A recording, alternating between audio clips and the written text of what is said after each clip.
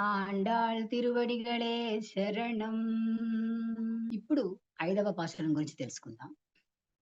మాయనై మన్ను వడమதுரை மைந்தனை மாயனை மன்னு வடமதுரை மைந்தனை தூய பெருநீ யமுனை துறைவனை ஆயர் குலத்தினில் தோன்றும் மணி விளக்கை தாயை கூடல் விளக்கம் செய்த தாமோதரனை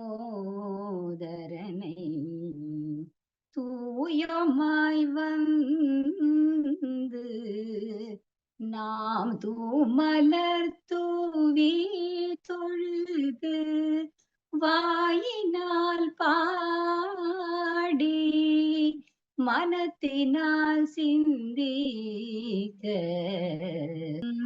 போய பிழையும் உகுதருவான் நின்றனவும் தீயினால் தூசாகும் సెప్పేలోరింబవాయ్.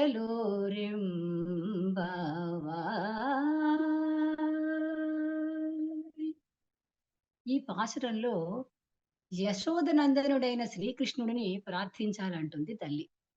మన మధురాధిపతి ఎలాంటి వాడంటే సర్వాంతర్యామి, మాయారూపుడు, పరిశుద్ధ జలాల యమునా తీర విహారి, గోపజనుల కులదీపం, మాతృహృదయం రంజిల్లజేసిన దామోదరుడు, నిర్మలమైన భక్తి ప్రేమ అనే చిన్న తాడుకి కట్టుబడే మహానుభావుడు, గోప సమూహాన్ని కాపాడిన గిరిధరుడు, కృష్ణ సన్నిధి మన పాలిటి పెన్నిధి.